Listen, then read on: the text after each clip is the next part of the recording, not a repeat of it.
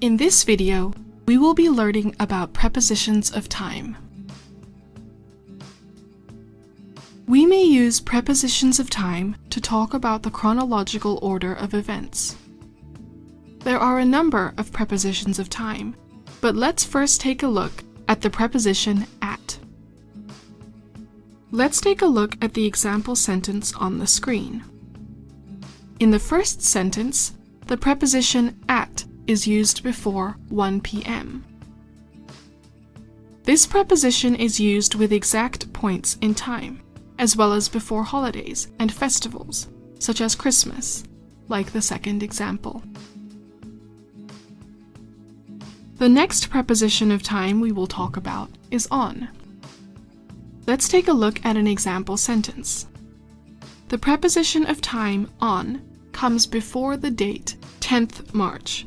This preposition is used with specific days and dates.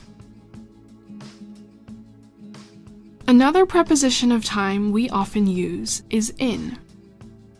Here is an example sentence. This preposition is used before the season autumn. We use in when we talk about longer periods of time, like months, seasons, or years. We can also use it to talk about a period of time in the future, or say how long it takes or will take to do something, as in the second example on the screen. In addition to these three prepositions, there are many other prepositions of time we can use. Here are some examples of common prepositions.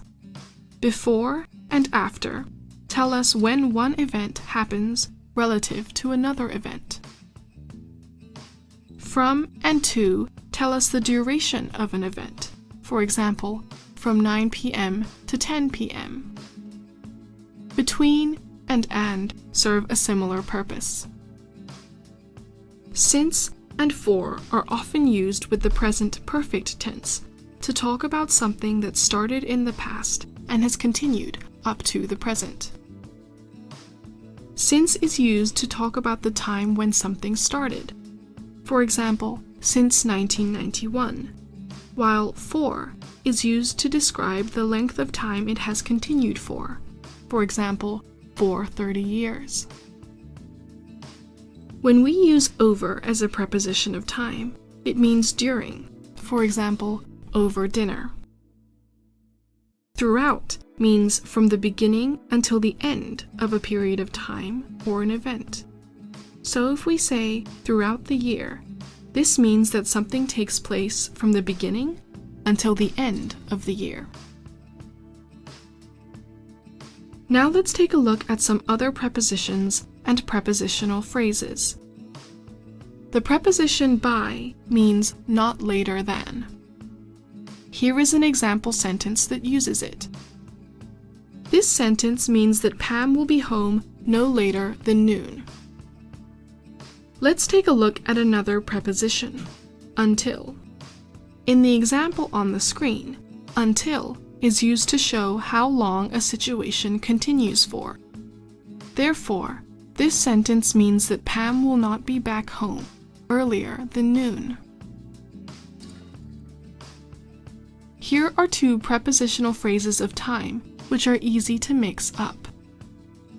Let's take a look at them in action.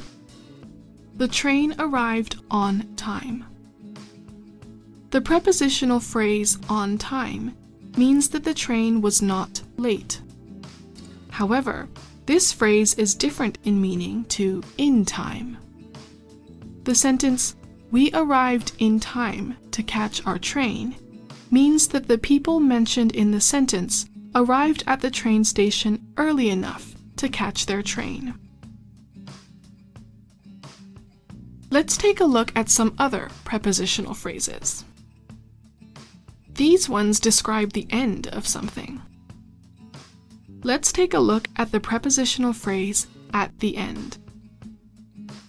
The prepositional phrase at the end, used in this example sentence, means when the debate ended.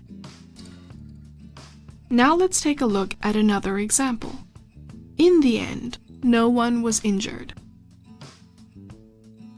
The prepositional phrase in the end means finally or eventually, without referring to a specific event. When you use these prepositional phrases, make sure you use the right one. Having introduced different prepositions of time, let's talk about some situations in which these prepositions are not used. Look at these two examples. We do not use prepositions of time before words like today, yesterday, tomorrow, or before this, last, next, or every.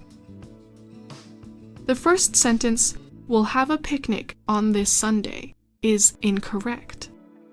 Instead, we should say, "We'll have a picnic this Sunday," without the preposition on. Now let's practice reading. Can you identify the 3 mistakes in the following passage?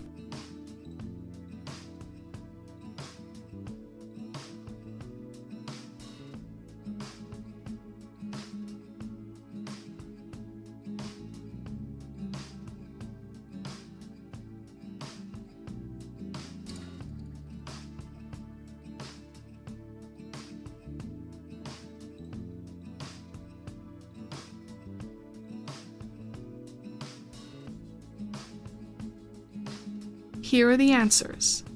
The first one is the word by on the second line. It should be replaced by the word until. The second one is in the third line. Here you can say from 10 a.m. to 5 p.m. or between 10 a.m. and 5 p.m., but not from 10 a.m. and 5 p.m. The third one is on the fourth line.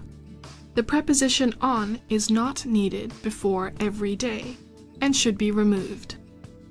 Did you identify all 3 mistakes? Let's practice listening. Question 1. Listen to sentences A and B and decide which one uses a preposition of time correctly. A. The medical checkup is on this Friday. B. My grandma usually goes to bed at 9 p.m.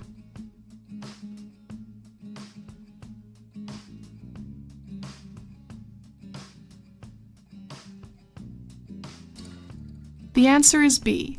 My grandma usually goes to bed at 9 p.m. Question 2. Listen to sentences C and D and decide which one uses a preposition of time correctly. C. The parcel was delivered on Wednesday. D. Don't forget to send the parcel on the afternoon.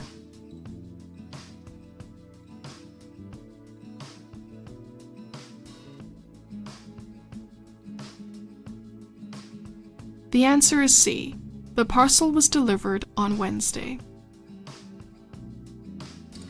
Let's practice writing. Fill in the blanks in the sentence below using in, on, or at where necessary.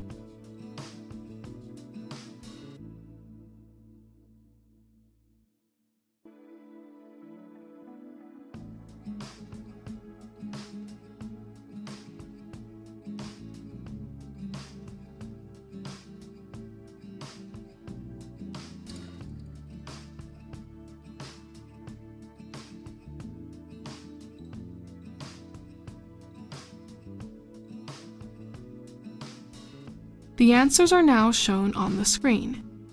The first blank can be filled in with at. The second blank can be filled in with in. Are these the same answers you wrote? Let's practice speaking. Answer the following questions out loud using the correct prepositions of time. Question 1. What time do you usually go to bed? Question 2. When were you born? Question 3. When did you first meet your best friend?